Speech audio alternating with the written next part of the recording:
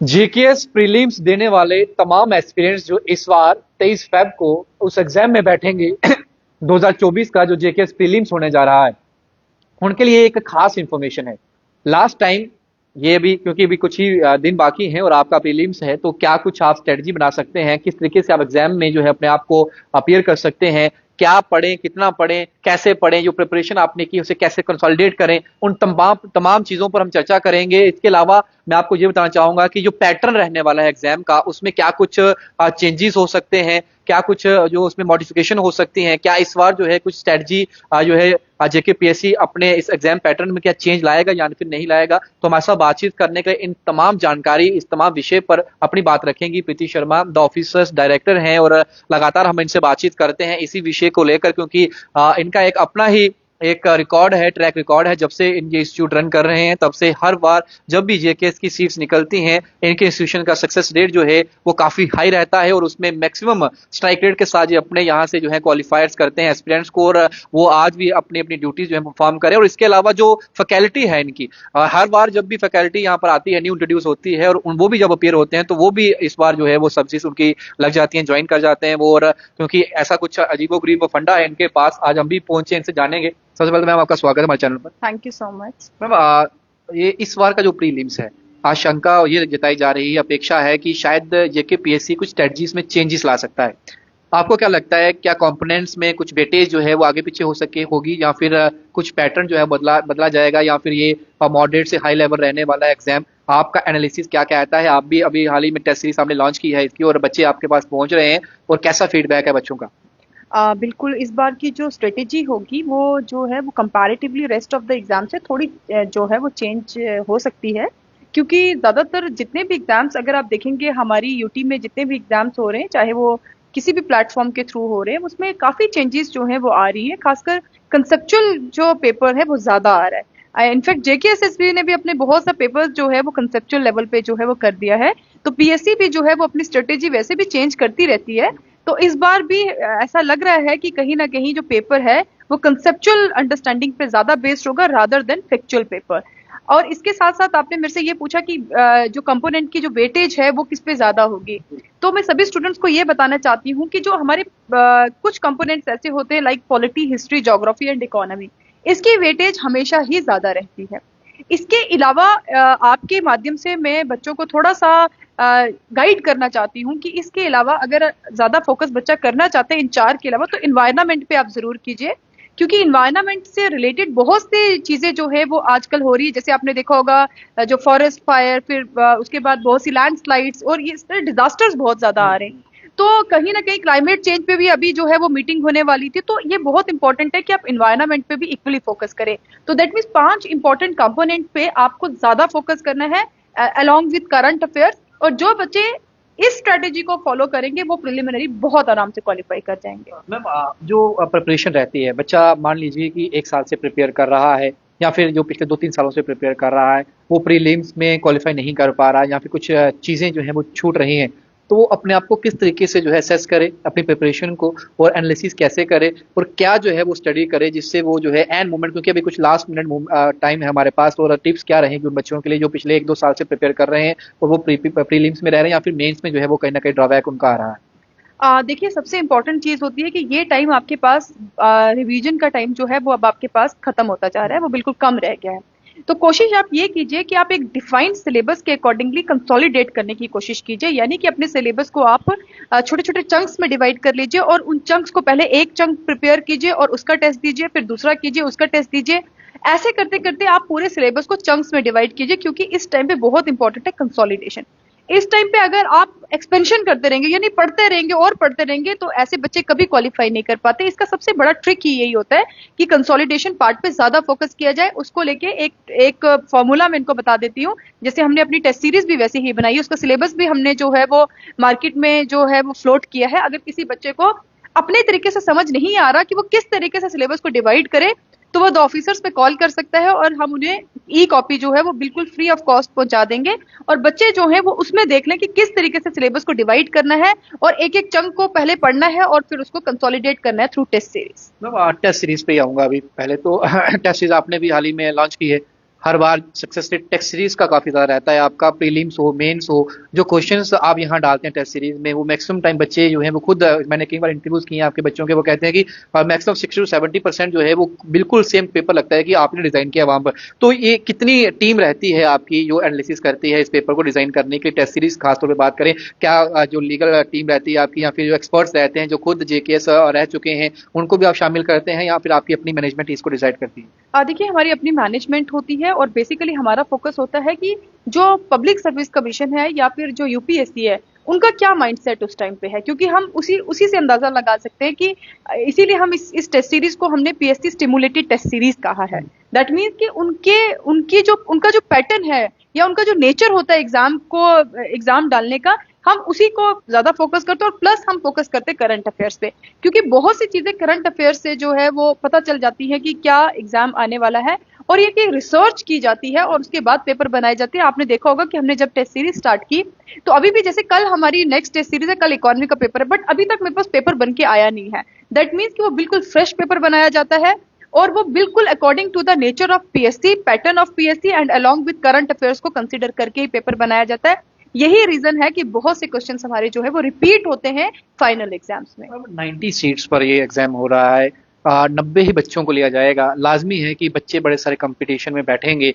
आपको क्या लगता है कि क्या कुछ अलग करना पड़ेगा बच्चों को इस एग्जाम में? उन 90 सीट्स में से एक सीट अगर किसी बच्चे को अपने लिए हासिल करनी है, और साफ तौर पे जैसे आपने कहा कि जो टेस्ट सीरीज डिजाइन किए गए हैं, कितना जरूरी होता है बच्चों को कि अपनी प्रिपरेशन को असेस करने के लिए इस तरीके की टेस्ट सीरीज में बैठना, ताकि वो अपनी प्रिपरेशन को जो है वो कंसोलिडेट भी देखें कैसा किया हमने, और असेस करें कि अपनी जो प्रिपरेशन हमारी, हमने कितना समय दिया है और हम कहाँ पर स्टैंड करते हैं। देखिए, बच्चों की ना एक टेंडेंसी होती है, बड़ी बेसिक टेंडेंसी होती है कि हमारा सिलेबस कंप्लीट होना चाहिए। ऐसा पॉसिबल ही नहीं है कि इस एग्जाम का सिलेबस जो है वो कहीं ना कहीं कंप्लीट हो जाए। इसमें कहीं ना कोई कंपोनेंट ऐसा होता है जो आपका वीक होता है, वो आप नहीं कर पाते। लेकिन अगर आप 5 या 6 कंपोनेंट्स को प्रिलिमिनरी पॉइंट ऑफ व्यू से अच्छे से पढ़ते हैं, उसकी एक्सपेंशन करने से ज्यादा उसकी कंसोलिडेशन करते हैं। दैट मीन्स कि उसको ज्यादा से ज्यादा पढ़ने से अच्छा है कि आप उसे रिपीट कीजिए, आप रिवाइज कीजिए और उसे टेस्ट सीरीज में कन्वर्ट कीजिए, तभी जाके ये एग्जाम आप क्वालिफाई कर सकते हैं। वरना अदरवाइज अगर आप ये सोचेंगे कि हम एक ही टॉपिक की 10 बुक्स पढ़ लें या एक ही कंपोनेंट की 10 बुक्स पढ़ लें, तो ऐसे बच्चे कभी क्वालिफाई नहीं कर पाते।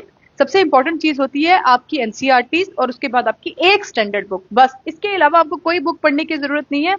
मैं प्रिलिमिनरी की बात कर रही हूँ, मेंस में आते हैं तो हम फिर नोट्स में और बाकी चीजों में भी आ जाते हैं, न्यूज़पेपर भी जरूरी है। उसे सिर्फ और सिर्फ कंसोलिडेट कीजिए। मैं बार बार इन बच्चों को यही बोलती हूँ कि आप अपनी जो पढ़ाई है उसे एक्सपेंशन मत दीजिए, उसे एक्सपैंड मत कीजिए, उसे सिर्फ कंसोलिडेट कीजिए, क्योंकि अल्टीमेटली प्रिलिमिनरी जो होता है वो कंसोलिडेशन पे बेस होता है।